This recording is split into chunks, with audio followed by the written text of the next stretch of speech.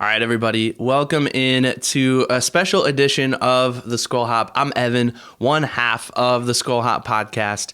And today I just simply wanted to share with you how we got started. Not necessarily the story behind how Austin and I got this idea to start this podcast, but once the idea was formed, what did we do and how did we get going with this? And practically speaking, what equipment did we use to get our humble little podcast off the ground? So we share our story of how this podcast was born pretty much every week when we welcome you in and say, we're just a couple of dudes from Iowa who like drinking beer and talking about the Vikings. That's how the podcast was born. We were sitting at a brewery here in town, enjoying some beers together. And we just said, what would happen if we put a microphone in front of us and started to capture our conversation? And so with a little bit of thought and a little bit of equipment, we got this idea off the ground. And now we're several dozen episodes into our podcast. We've added this video component, which has just added another layer to what we do. And we're starting to form an audience, which has been a lot of fun. My hope for you, my goal for you is to hopefully walk away from this video with something that you can apply as you either get your podcast off the ground or continue to improve the process that you use for your own podcast. So here's what we started with. I'm just going to take you into the specific gear that we started with. The first thing you need is a microphone. You can see that I've got one plugged in here. It's what I'm talking into. I'll take the windscreen off so you can see this. This is a Shure SM58 XLR microphone. It's an analog microphone. These things are workhorses. These are standard microphones in the audio industry. You'll see them on stages at rock concerts. You'll see them used by auctioneers and at rodeos. You'll see them in high school auditoriums. You'll see them everywhere. These things are rugged. They're durable. They sound really good. And they're fairly inexpensive. A brand new one of these is about $100. And I bet you could find one of these for $50 to $75 used on eBay. If it's really, really rugged, you're maybe looking at $25. But these things are, again, workhorses. They're great microphones. They deliver a consistent, even sound without a whole lot of crazy background noise. You need a microphone to get started. In fact, you need 4 things to get started. The microphone is number 1. And of course, you need a cord, a cable, to come off of your microphone, but you need your microphone to go into something in order to record this. And that's the next piece of equipment that you need. You're going to need an audio interface of some sort. This is a Focusrite Scarlett Solo. You can see that it's got an XLR, where is that? Right here, an XLR input. So this is where your microphone cable would come out of the microphone and go into your interface. You've got a volume knob here to adjust the volume. This one's nice because you can actually see on the volume knob just a little light that flashes as the signal comes in. And if it turns like orange or red, that means it's too much. And if it's green, it's just right.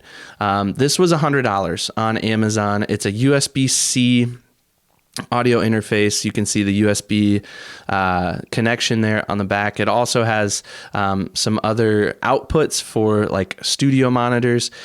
You don't need those. And this will come with the standard USB cable to get it into your computer. This is what we started with. We started with this interface, this exact one that I'm holding in my hand, the Focusrite Scarlett Solo. We've started with 2 Shure SM58s. We still use those today. And the third thing that you need is a computer. So I've got my MacBook here in front of me, and I'm actually recording through this microphone into a different audio interface that we now use, and that's going into my computer, and that's how I'm able to record this audio for you. In addition to a computer, the 4th thing you need is software. And I use a software called Ableton Live. It's a little bit more of a complicated software program for audio, and it's not intended for podcasting. The name of the program is Ableton Live. It's used as an instrument most often, by a lot of performers, but we're using it simply to capture our audio, and then I'm able to take that audio and manipulate it a little bit, make it sound better, make it sound like we're actually in the room talking to you.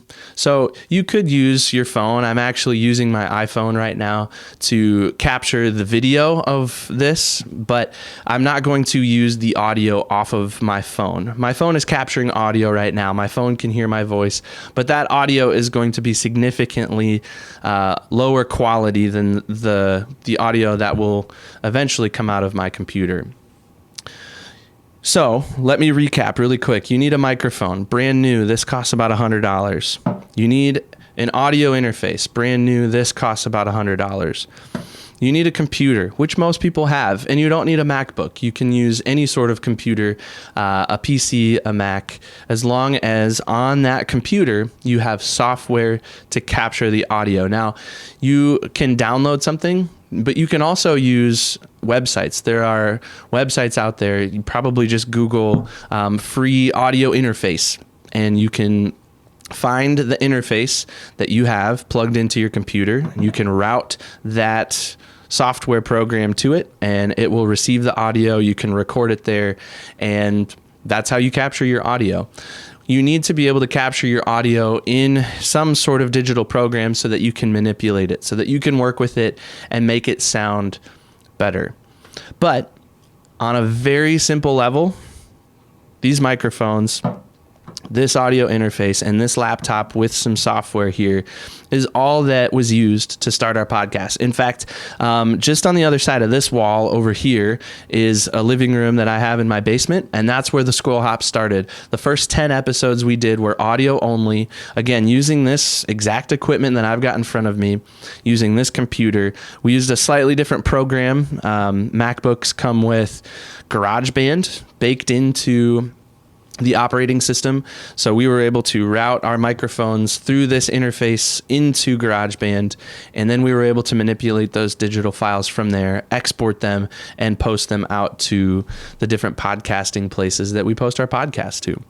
So again, it's pretty simple. You need a little bit of gear, maybe a few $100s if you don't have this gear already. And that's how you can start a podcast. You don't need video to get started. We added video after 10 episodes, and that adds a layer of complexity to things that takes a little bit more time. But once you get your audio captured, you can go in, you can edit your audio, you can do whatever you want to it. The best part about it is if you mess up, you can hit the undo button. You can hopefully go back to the original file and not have to worry about losing anything. And you can have nice, clean audio ready to go. So hopefully I've been able to show you very simply what we've used to start our podcast. It's nothing crazy. It's nothing out of the ordinary. And none of this is sponsored. I'm not sponsored by Focusrite or Shure or any of the other equipment that we use.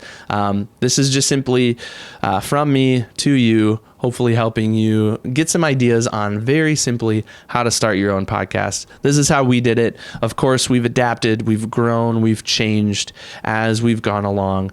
But if we can do it, you can do it too. Thanks for watching.